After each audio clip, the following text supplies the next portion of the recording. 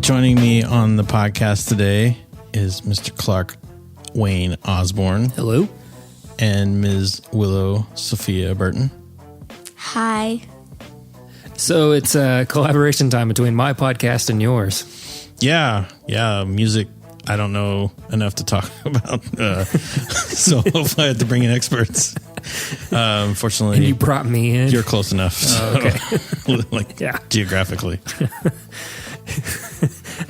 I stumbled into the room and you're like, he'll do. He knows a thing. So, Jason Lee McKinney, who I'd had on my podcast before, but you haven't had a chance to talk with, so this will be new for your audience, right? Yeah, it will be. Even though I've known of him, we're not like friends. You're a super fan. Yeah, Number one fan club. Got Man, like since you were bringing it. Since day one in 2002, I've been a Jason Lee McKinney fan. You were bringing the Jason Lee McKinney knowledge for sure. So I was very happy that you were there. How, on a level of 1 to 10, how uncomfortable, 10 being the most uncomfortable, do you think he was? Oh, he had to hit at least 9 at one point there when you were bringing up certain things. He's like, I don't know if it was uncomfortable because of your knowledge or because of how old you're making him feel. But either way, that's what we aim for. Oh, man. Yeah. So just a heads up on my end. I remember that day I had no coffee at this point, and I had also thrown my back out the day before, so the room smelled like menthol Winston cigarettes because of the icy hot on my back. Yeah, it was a good time. I pretty much smelled like a 70-year-old man when I walked into the room. Yeah. But Jason has a triple EP he wanted to talk to us about, which is releasing on April 22nd. At Pistons. At Pistons. Album's release party. There's a lot of stuff going on April 22nd, but I think you can do about everything. Actually, I was looking at the schedule and everything's spaced out almost perfectly. Okay. I think you'd have to choose between maybe Vince Gill and Guns N' Hoses, but I'm guessing there's not a lot of overlap there, but maybe, or maybe you can do both. Yeah. Who knows? They're probably close to each other. You can bounce back and forth. I mean, skip the opening act, right? Get a couple fights in, walk across the street. But more importantly, for this podcast's sake, we have Jason. He's doing I believe he's doing the national anthem for Guns N' Hoses. Yeah. And then after Guns N' Hoses is over, you can head over to Pistons and catch him. And can hit during the day. I mean, Record Store Day. Yeah, with Holy Grail Records. Holy Grail. And then, just make it a music day. Man. There's a lot going on. Like I said, there's Funk in the City. It's a whole day. Yeah. I don't know why we don't space things out. Yeah. But yeah, don't go out of town to April 22nd. There's no room for complaining. No, never anything to do except for April 22nd in Evansville. But then there's everything. But yeah, I'm looking forward to it. I haven't seen Jason perform live yet, so I'm definitely looking forward to it. I have. It's good. I know, because you're his number one fan. It's not going to be a misery situation, right? Do you get that reference? No. Oh my gosh. So yeah, Jason Lee McKinney was kind enough to lend Jason and I some songs from his forthcoming triple EP. And we got to listen to those ahead of time and we discussed those songs, and you're going to get to hear some snippets from the triple EP as well. So it's going to be a treat. Yeah, it was cool to hear the creative process and what goes into those songs and some of his reasoning behind them. I'm always interested in how people do, and creative people do their thing. So yeah, it was cool for me. Yeah. All right. Anything else? Man, better not. All right. Ladies and gentlemen, here is Jason Lee McKinney. Jason Lee McKinney. Jason Lee McKinney. We're stealing the Don't Quit Your Daydream thing. Daydream. True niche.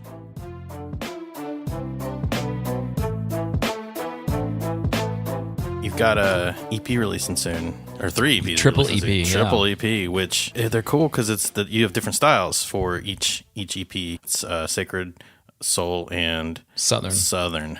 Thank you for saving me. You saw that in my eyes. You're like, he has no idea what the third one is. Checking those out, and I even let my kids listen to a couple songs. Like, what do you think about this? And they're like, that's good. So my kids are pretty rough on music. On music. So they're young and they never like what I like. So you got it. I mean, you nailed it. That's all. That's all. You're in. The teenage and preteen demographic is really what we go for at our age. I mean, and it's not creepy at all that a 40-year-old man trying to sell it. No. It's best not to think about it. Right. We tour in a white van with no windows and we keep puppies in there, but nobody cares. It's all good. Yeah, well, the Chips movie's coming out, so I guess people will actually know what those white vans are again. They will. Dak Shepard will let them know. Yeah. So I don't know, Clark, you're young and you never get any of my references, but part of that is the homeschool aspect. No, that's fine. But like Chips was a TV show whenever I was growing up, and that was that's how I learned about the white vans being a bad thing. Yeah. That was before my time. Oh, totally. Yeah. No, that was way. I mean, you're like what, 20? Yeah. Yes, I am. Something like that. Millennials. Let's just complain about millennials all day. No, I'm just kidding. Yeah, man. Freaking Gen X. We don't get any respect anymore. You know what? Generation X actually has another name. What's that? Generation Awesome. Oh. That's I like it. Maybe we should just talk about that instead of No, but so where's the idea come from to do the 3 different styles? Well, basically, one, there's the quirky aspect of people have done double albums. Our last album was a double album, but then triple EP, no one's ever done. It's just kind of a weird thing to do. But the more pragmatic reason is that stylistically, we've always got the question so what are you guys? Are you American rock, or are you soul, or are you country? And the answer is yes. And so it's kind of like the concept of like a cake. You can have different kinds of cake, but you kind of always start with flour, eggs, and sugar. That's sort of the main deal. So in the past, we've had records where we kind of bounce back and forth song to song, or there's a hybrid kind of thing in the songs. And this record decided, because people weren't really they're connecting with it. We've done some good things, but they always keep asking the question. Go, okay, well, this time we're going to say 3 EPs. This one is like American gospel rock, this one is traditional country, and this is like 70s soul. And they don't delineate within those records. Right, within those records, they are 5 songs of that. And it's really, I mean, even the way we're dressing for the records and everything we got a whole branding concept, and it's kind of cool so far. We haven't even released it yet, but the response from the highfalutin people in the industry I know is good, which is great because it's technically our 5th release, and we had some local success, Nashville and Indiana with the first one. The second one did really well. The third one did pretty good, internationally especially.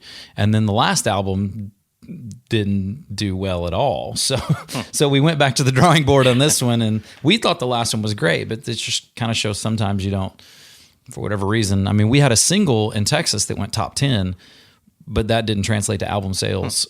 So this one, but so far, haven't even released it yet, and people have been responding good. So some things were kind of going through my head, as far as when you did the different EPs, did you all do them in the same place, same time? How did the writing go?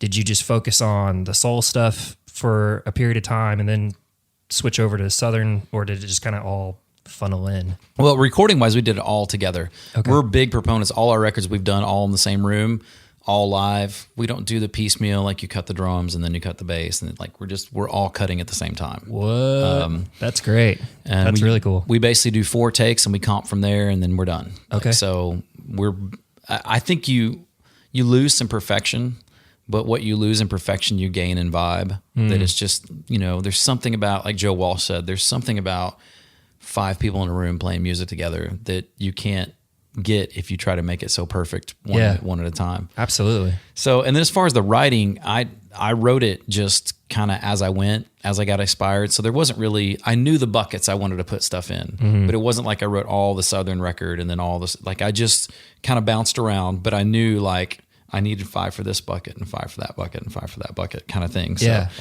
the concept of the album came first. The concept of the album actually came after the title track, which was Sacred Southern Soul, the song. But then after I was like, hey, that actually says what we are. We should do this. And everyone in the band was like, you're nuts. We just got through the double album. What are you doing? But, go big or go home, I guess, Absolutely. I can get way down, but my lady, she's so right.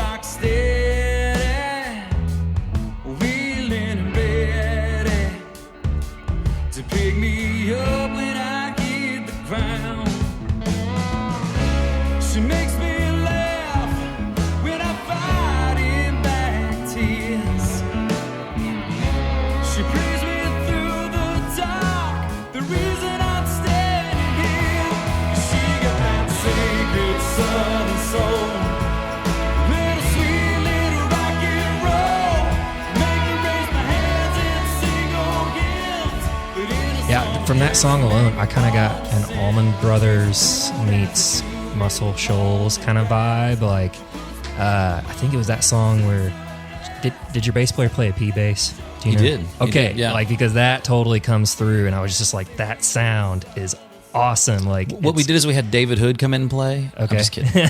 he was the Swampers. This is the bass player. Okay, gotcha. Yeah. But yeah, I mean, what's funny is I actually, I'll tell a story about in France. We played a huge festival in France a few years ago, and because we have a connection to Muscle Shoals, and we actually did I did a vacation down there last year, and I got to see like all like the Jackson Highway, like it's not even open anymore, but I got to go in the studio. Right. But I'll tell you how I got to go in.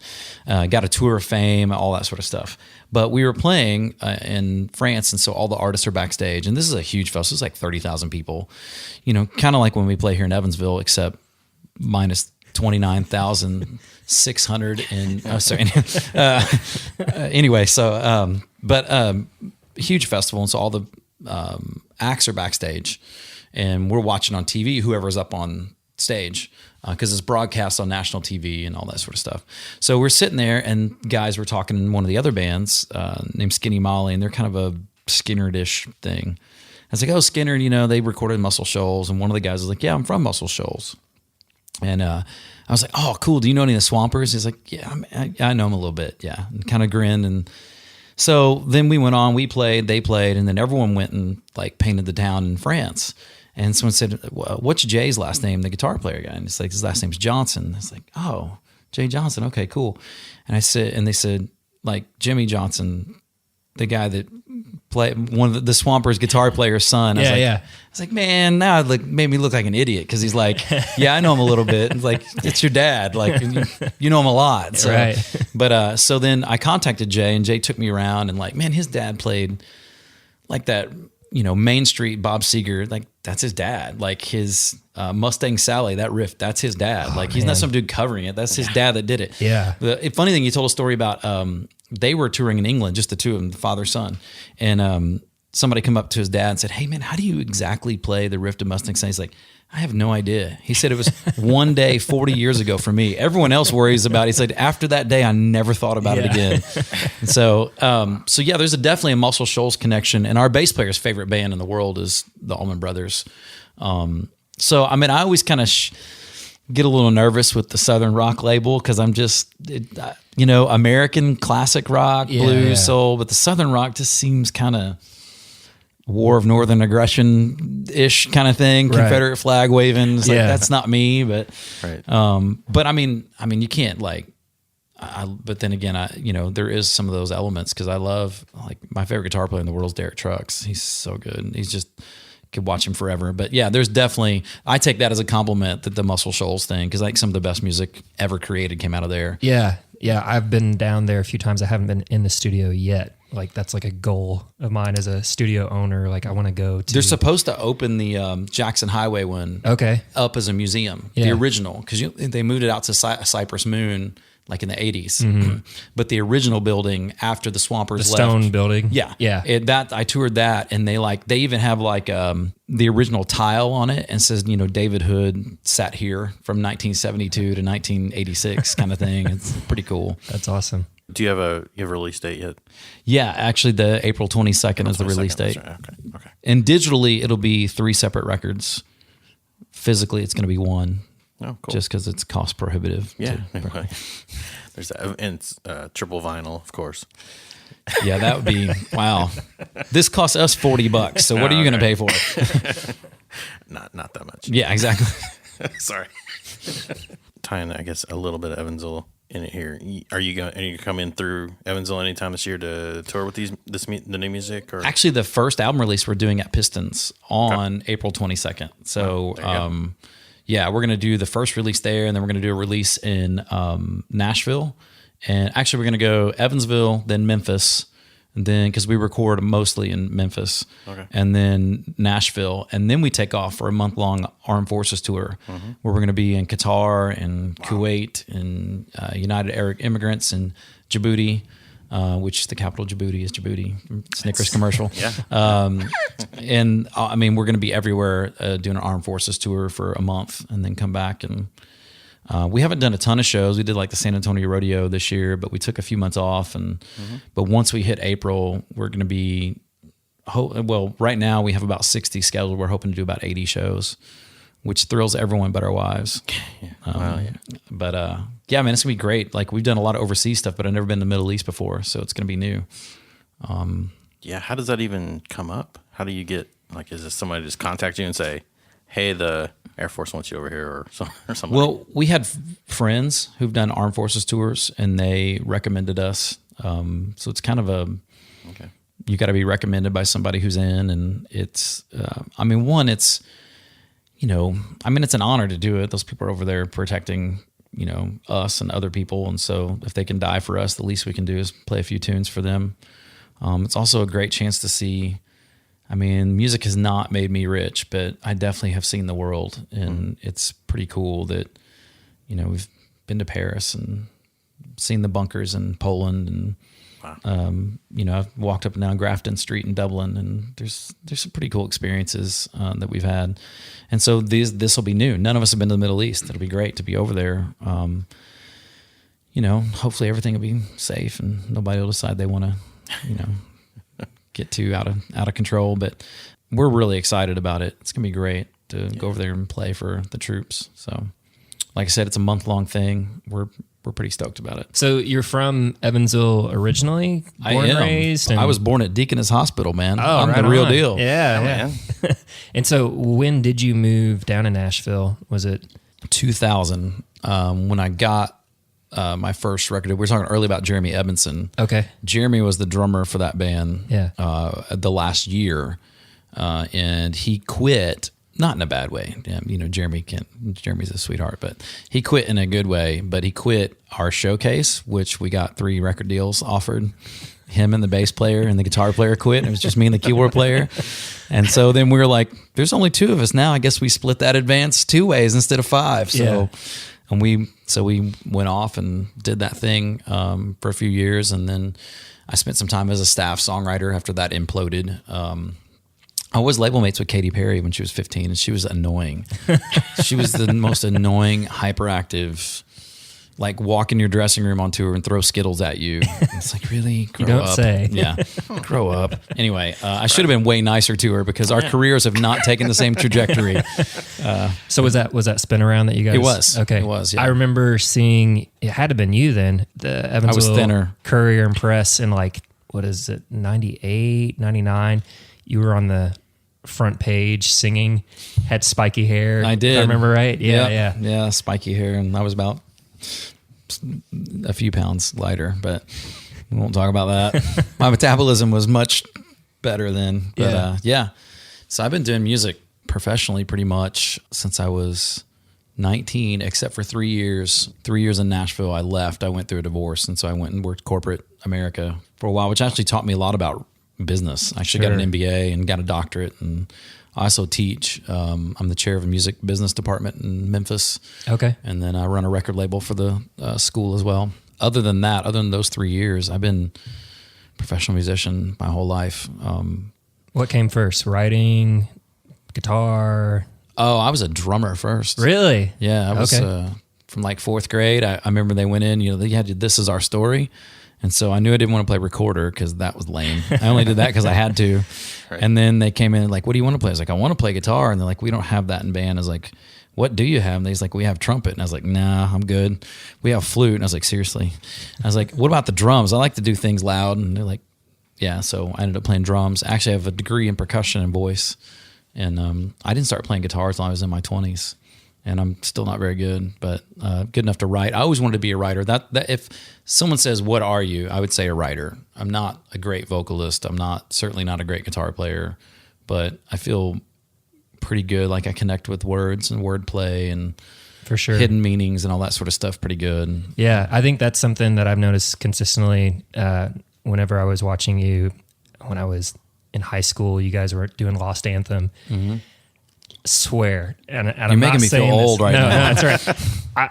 I swear this is true. This isn't just for the podcast, but like consistently, at least once a month, I get Friday's Better Than Tuesday stuck in my head, like all the time, because it's hooky. It's catchy and it's got the hook. And that like on Fridays or Tuesdays, and I've even reversed it in my head and played with the days and whatnot and sang it in my head and everything. But that song is probably the least deep song we ever wrote.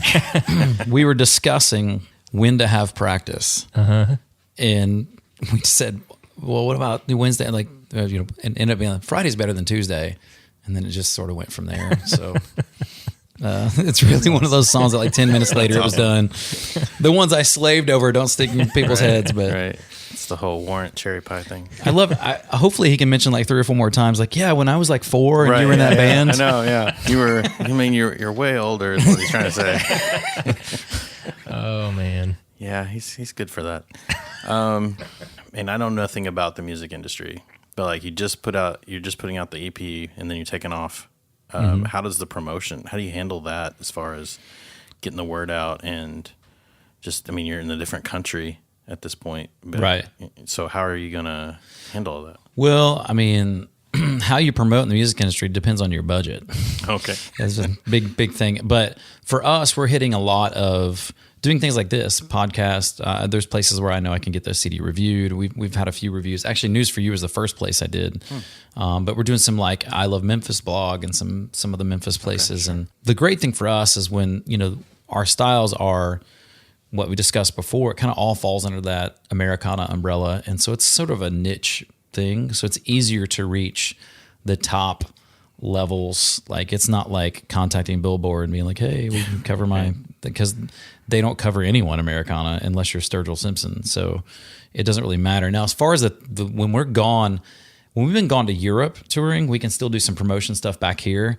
We're gone in the armed forces. We're just going to be gone. That's just how it is. There's going to be a month where we're just, we're out of pocket like that. Right. We just are. So when we get back, we'll have to we need to put I'm saying this because we haven't got it all done yet, but put things in place where we're like preliminarily doing some things that we'll release while we're gone.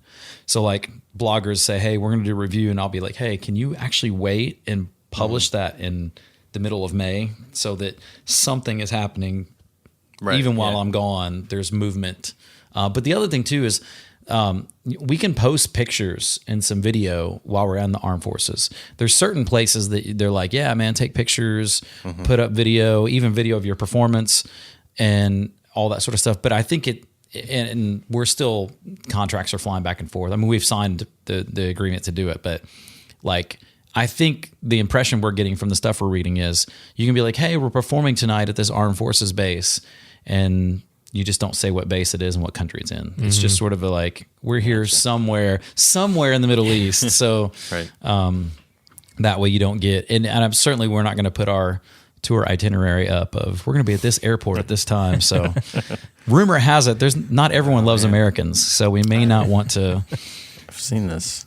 I've heard this. You've seen this in real life. Like America's not well loved everywhere. Not all the time. Yeah. Sometimes it depends on who's the guy in charge. We should be all right then. Yeah. It's good for it, perspective on the rest of the world, and we've done a lot of good things, and then there's some things that you find out that don't so much impress everyone else in the world.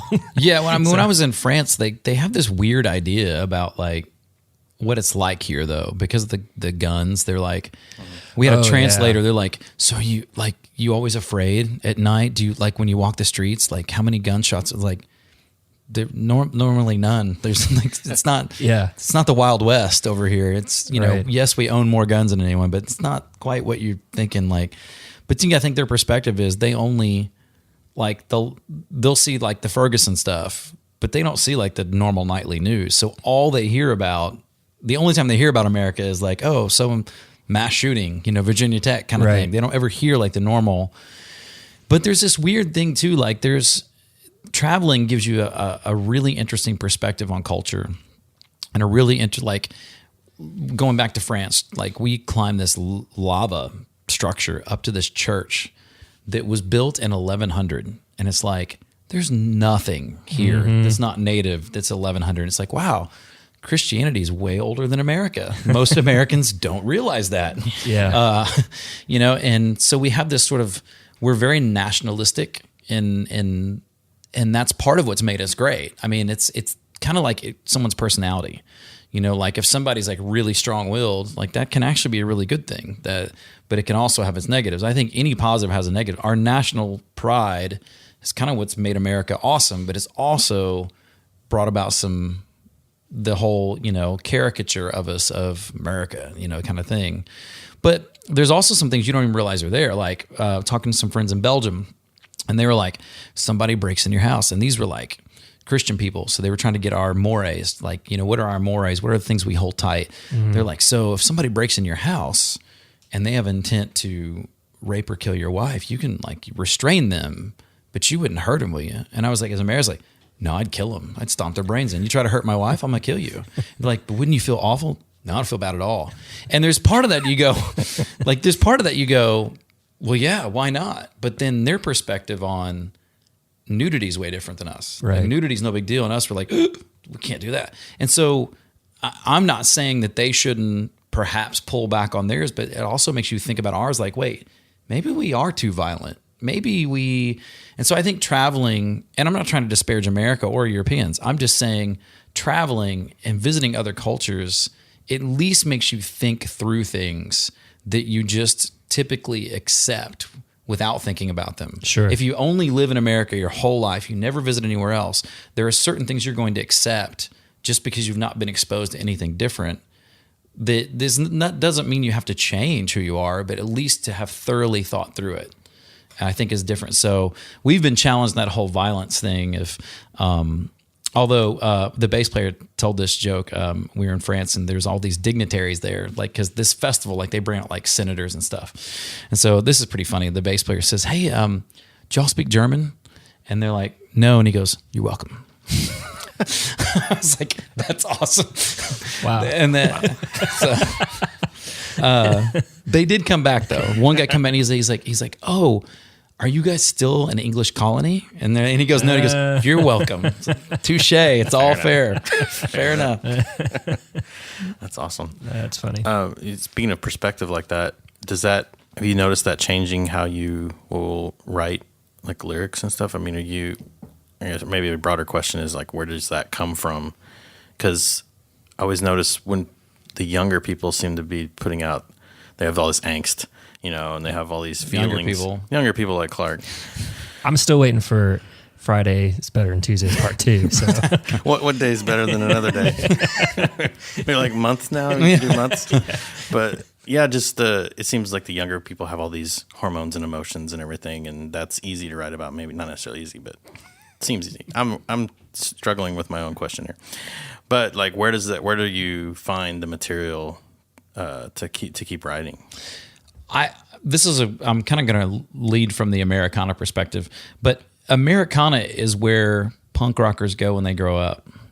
Right. When punk rockers stop, like, I'm just not that pissed off anymore. I'm just not. And so, and most of those people end up being Americana. You look at most Americana artists that are in their 40s, and they were in punk bands, like, when they were growing up. So I think that's where you go. You just get a little more introspective, and it's not like raging against the man, right, trotting me down, Trump or whatever. You just more like, all that just is out there in this, not that you don't care, it's out there in this ethereal world that really doesn't affect my day-to-day life. And it's more about like, how do I kind of be a good neighbor to that guy next door who's elderly? And not that you write about raking your elderly neighbor's leaves, but you get a little more like, right, how do I affect the immediate? Because I really have very little, you know, your locus of control, you realize is very small. Like you just don't have that much. So you kind of get more introspective, I think.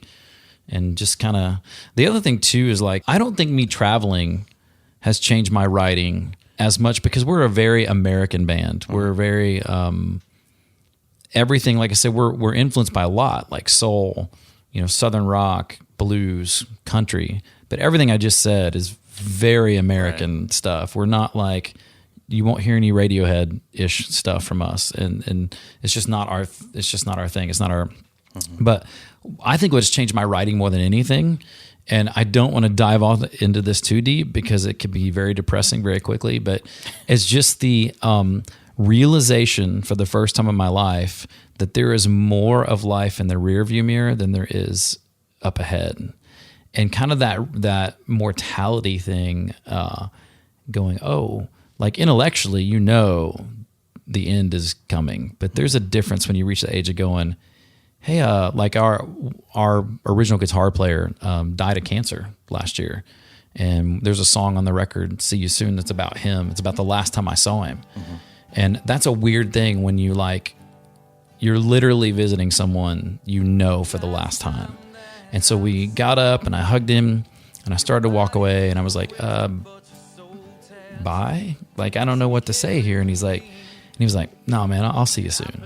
Yeah. It's good. And so I wrote that song about him, and, you know, then had several friends, even my boy's best friend died in a motorcycle accident. He was only 20. And so you just start to realize, like, oh, life is, I don't want to be that pissed off, because it's too precious to be that pissed off all the time.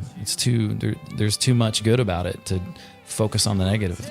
And that doesn't mean you need to be Pollyanna, you know, right, Mr. Rogers either, but a healthy balance. So I think that's what happens with punk rockers. They eventually go, hey, you know, there's a lot of good too. Like, why don't I just not be mad all the time? I don't think Johnny Rotten walks around at whatever he is, 65, and he may do that on camera, but I don't think he's really that ticked off all the time. That'd be my guess. I'll see you soon.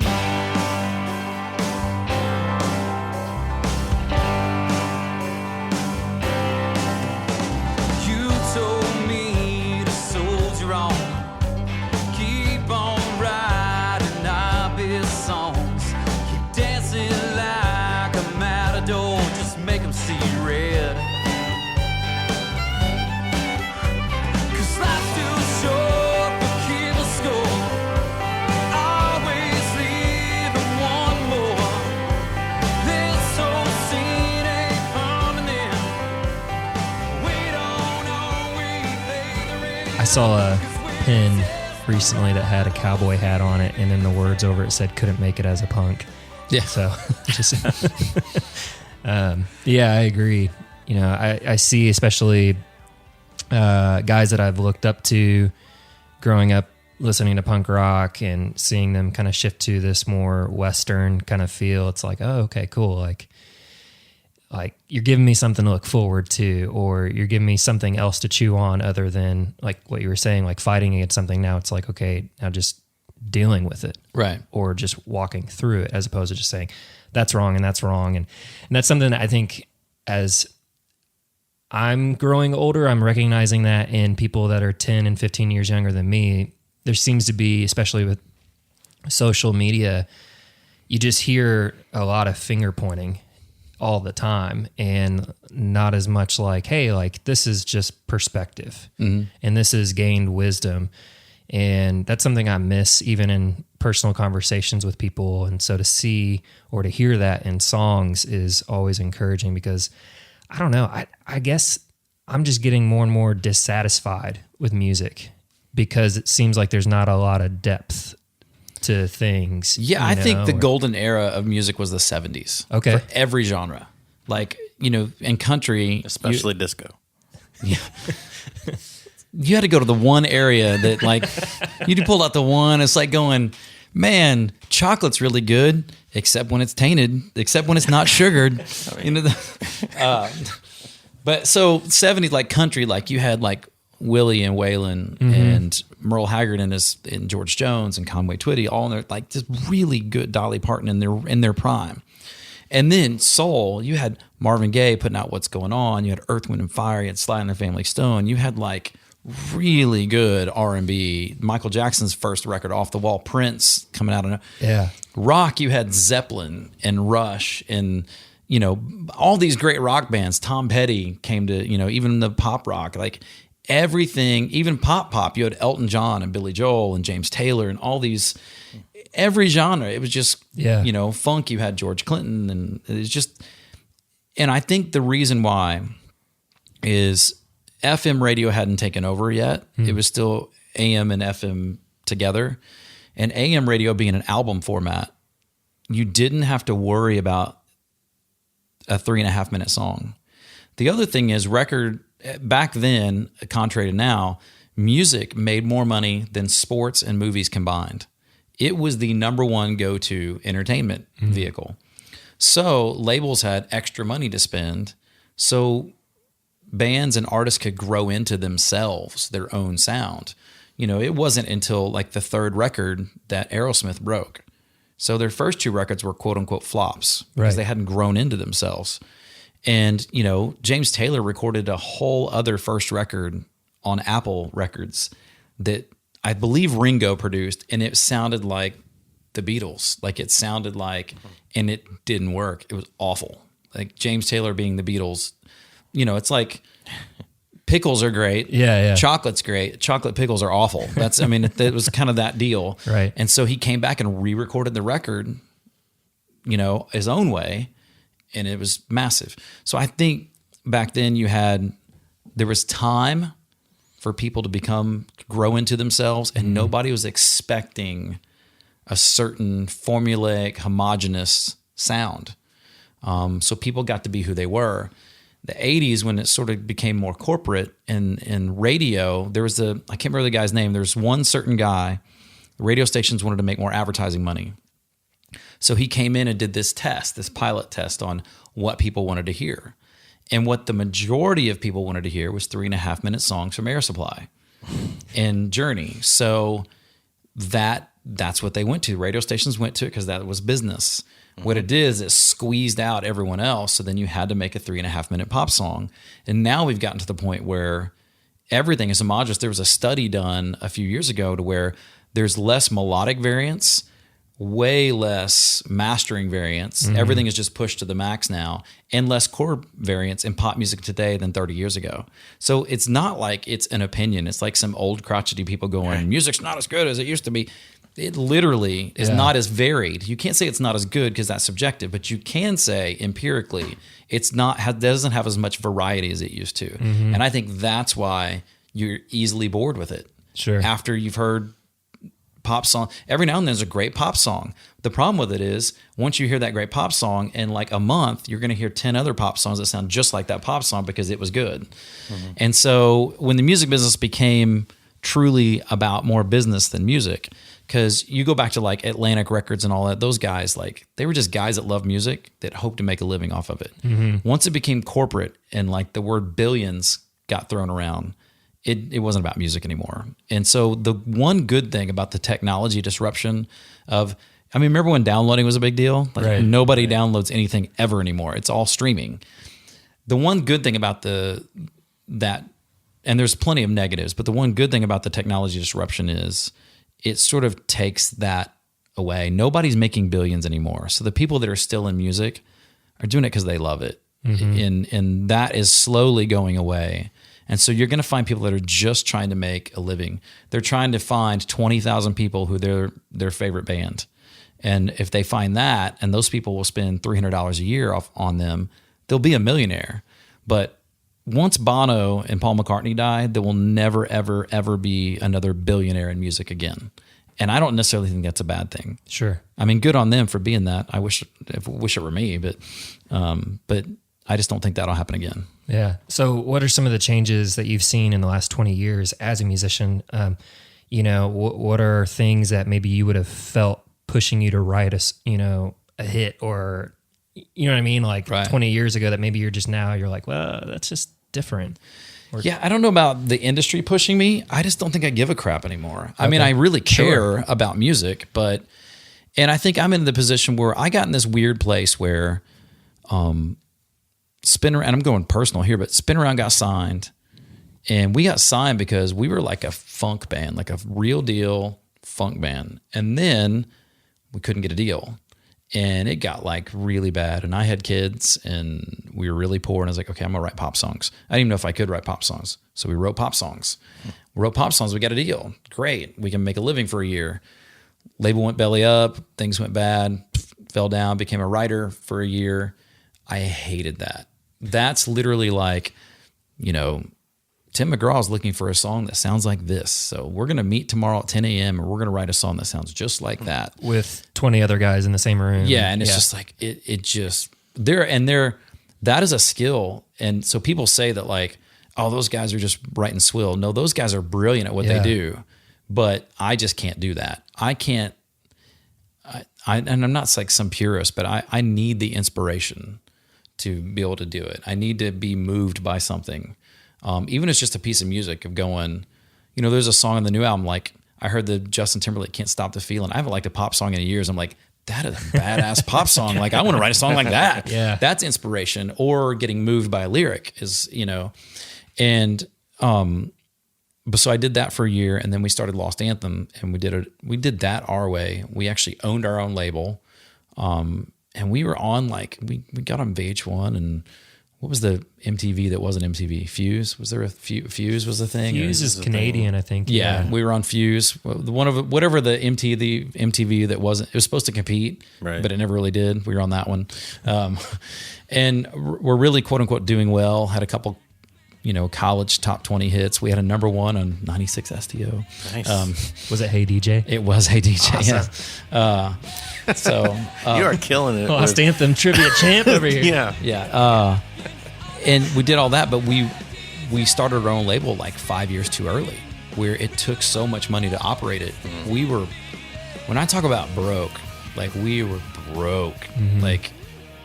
Like having to call our wives saying, can we borrow money from our parents to put gas in the RV? Well, people were like, I saw you on MTV. You guys must be doing great. Yeah, we're doing awesome. Yeah. Unless you count eating as a thing that we need to do, mm-hmm. And so that whole thing, everything, I guess the one thing I'm like, everything had to be big. It was, you were either nothing or you were massive. And as far as the money trail went, that was the only two options.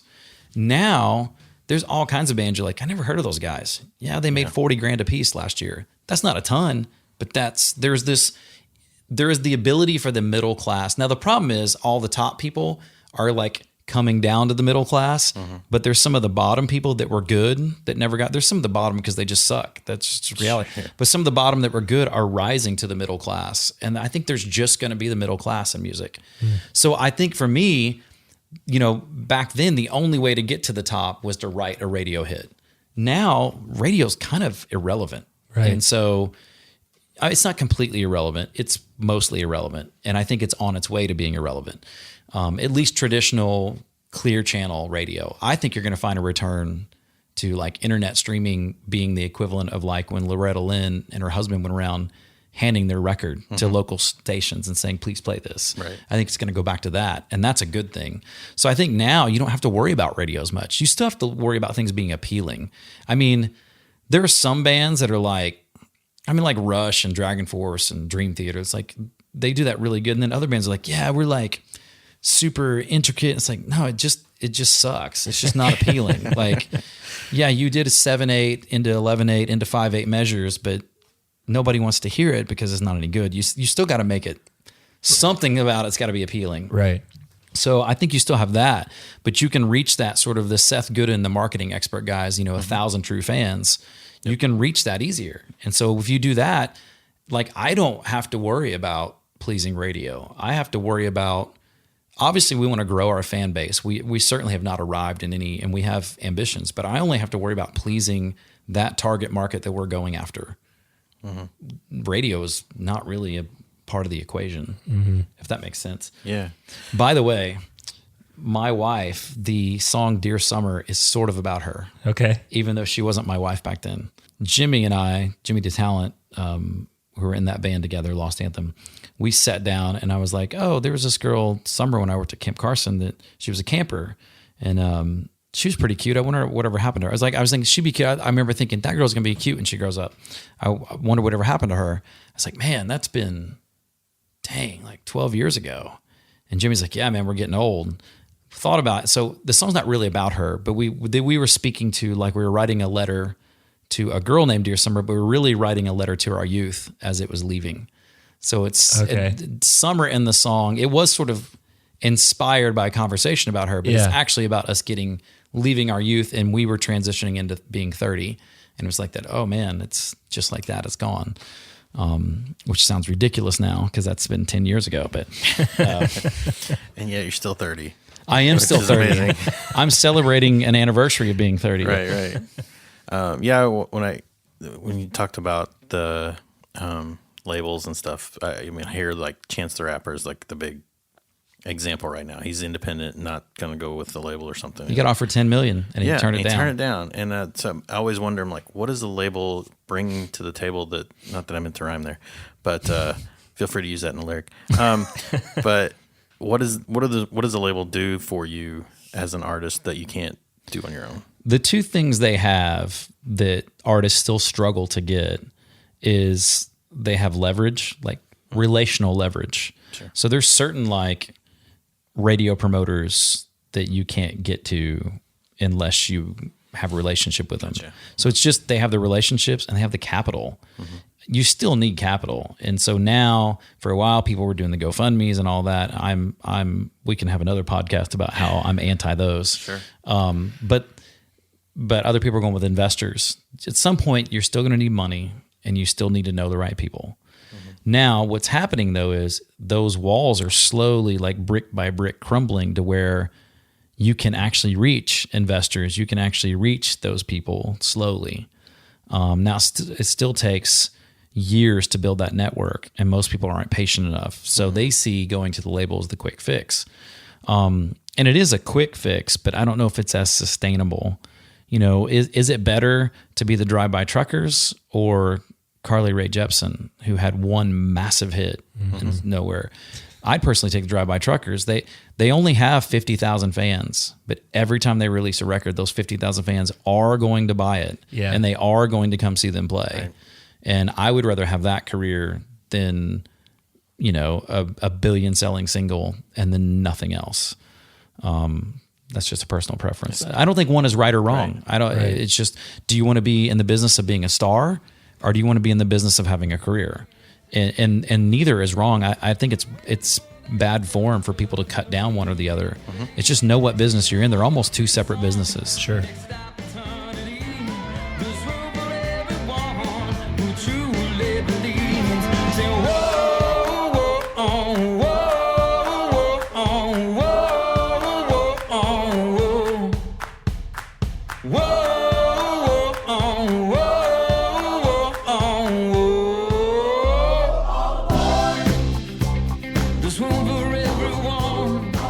All Aboard is basically a train song, which we're as far as lyrically, and it's really about belief in the eternal and that there's something better after this life, and put in I wouldn't say it's put in a sort of a lyrical blues Negro spiritual form. Like it's pretty basic, you know, it's going to be better on the other side.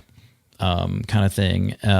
Musically, this song kind of gets me music because it goes from a jump blues. The verse is a jump blues, which jump blues is more like the progression doesn't change. A jump blues like is where they would kind of, I don't know if you've seen footage of like, it almost seems kind of voodoo-ish to us, where like they have these like parties and they would play these blues progressions for forever. Like they just, like 4 hours they're playing and people would just solo over, and then people would sing different lyrics, and they would kind of come and like everyone would dance, and this sort of to the point where it's like almost the music and the loud and kind of put you in a weird sort of deadhead trance state.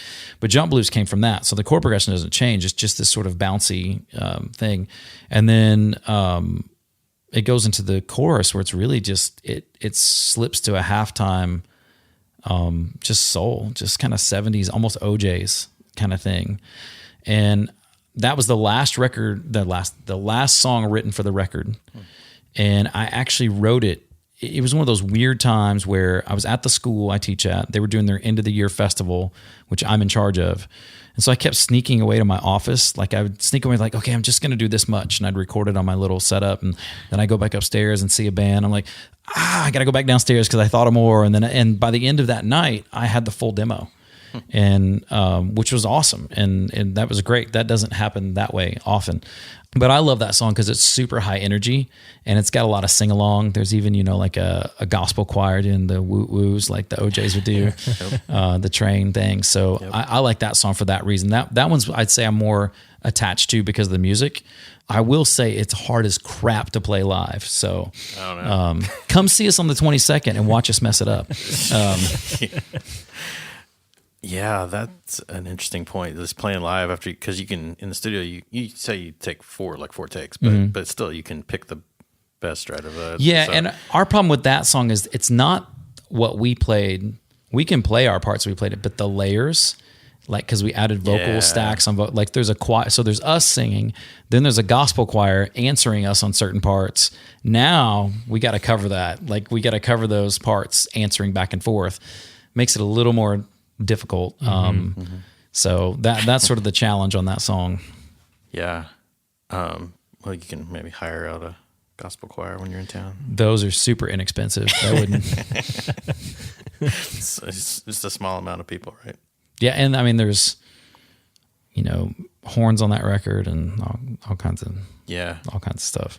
I know you didn't mention this one, but one that it's the weirdest name, Tailfin of a Rocket Ship. Yeah, that song, I was like, that might be my favorite song out of all of them. That's my 3-year-old's favorite song on the record. Well, I'm in then. I'm good. Yeah, he calls it so young. He calls it the loud one. Yeah, I don't know why he says it's the loud one, but it feels like a loud one. Yeah, I get it. Just a boy from the Devils who's too young to tell that what he's got is not just any girl. So rise too fast for your little world. So hold on for dear life's sake. yeah, that one, man, that's just, I just got in this Gary Clark meets Prince mode and just sort of wanted to. It's probably the biggest stretch on the album when you hear it going, I didn't think I'd hear that from them, but it kind of ended up being a early Prince meets like Tom Petty in a way. Like it kind of ended up being that sort of thing. Very danceable, very simple.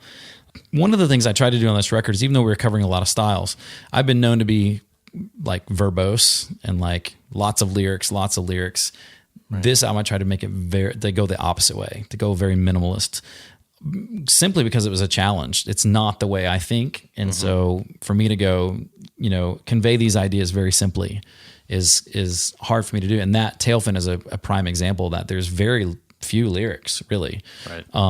But yeah, that's actually the band. I think that's the keyboard player Barry's favorite song, even though he has to play a little space keyboard. I feel like there's part of me that imagines myself in a Ziggy Stardust video when we play it. I mean, it's not a bad idea. That's great. Yeah, that's one of the things that keeps coming up with when I talk to artists or musicians or creative people, that those limitations that you can add, either if they're real or imagined or self-imposed. Yeah, but it's still that almost helps the creative process than just being like, walk in and you can do anything you want today. What do you want to do? And you're like, I don't know. Right. Yeah. To create those and that was one of the big themes of this record is, no matter if I was doing the Southern, the Soul, or the Sacred, it's to keep it simple. The only song I didn't do that lyrically was Sacred Southern Soul. Has a lot of lyrics, but it's just one of those songs that just felt, if I started messing with it, it just felt like it would mess it up. So I was just like, I'm just going to leave that one how it is and then try to be really simple lyrically on the rest of it. Whisper to me, I'm the best you ever had. I know I've been had, but I ain't mad, 'cause you know how to not just right. I hate on the losing side. We turn out the light, so I'm winning every night. You played it up when I roll the dice. Oh, baby, you know how to lie just right. I know the truth. I was curious, like, was that inspired by something? Because that sounded like, that came off to me like the lyrics there sounded very personal. Yeah, actually, I wrote the song, but the bass player thought of the lyric. He was telling a story about his wife. He cracks himself up. We have this thing called Billy cracks himself up. Okay. Because he'll be one of these guys where he starts telling a story.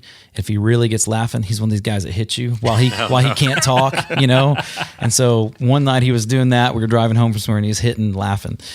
And his wife was like saying something like, "You're the most handsome man in the world. You were so good. You're good in the sack. You're good at home." And he goes, "Baby, you know how to lie just right." And I was like, oh, that's a song. That right there. And so it's just basically, that's what it's about, how, sometimes your woman compliments you and you're like, that's not true. Which my wife's like, you're better looking than Steph Curry. No, I'm not. Everybody knows I'm not, but I appreciate that. But you're built way better than Channing Tatum. Right. But it's not lied to out of really deceit. It's lied to out of love. And so that's the whole concept of that. Okay. And there's a double entendre of, like lie just right, like lying to me, and like lie down just right. Like she, get you there. We are not opposed to writing songs about sex. We will do that a lot. We hold a personal conviction that it's always, we tend to put it in the framework of a marriage, a committed relationship, but we talk about sex a lot. There's probably 4 or 5 songs that are about sex on the new album. Ember is about sex. Lie Just Right's about sex. Sacred Southern Soul's kind of about sex. Yeah. Wow. I actually write a lot about sex. Anyway, I didn't quite realize that. I'll put you in a different category now. Yeah. on iTunes. Yeah. I tell the guy, my wife she's a marriage counselor now, and I always be like, hey, I had sex with a marriage counselor last night.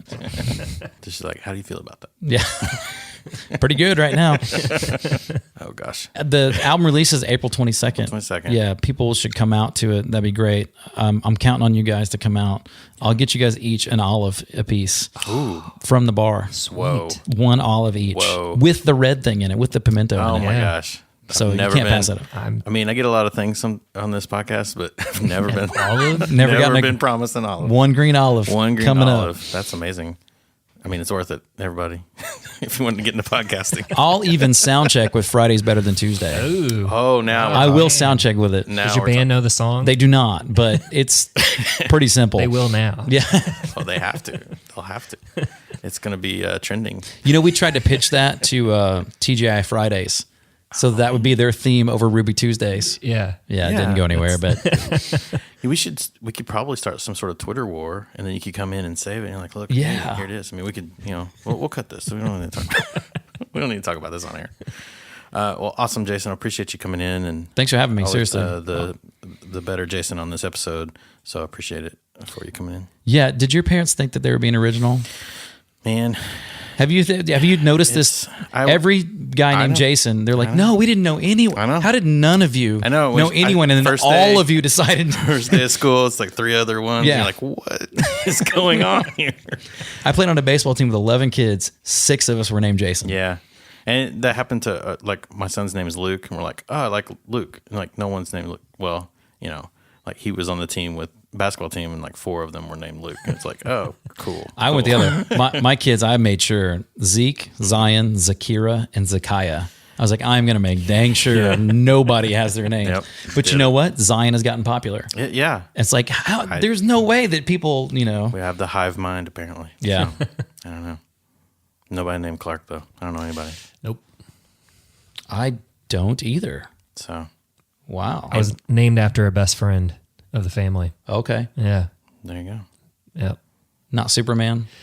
No, but then when people do get Clark Griswold references, it's yeah. great. Hey, look, kids, Big Ben, Parliament. Yeah. Yeah. I can't go left. On that note, thanks.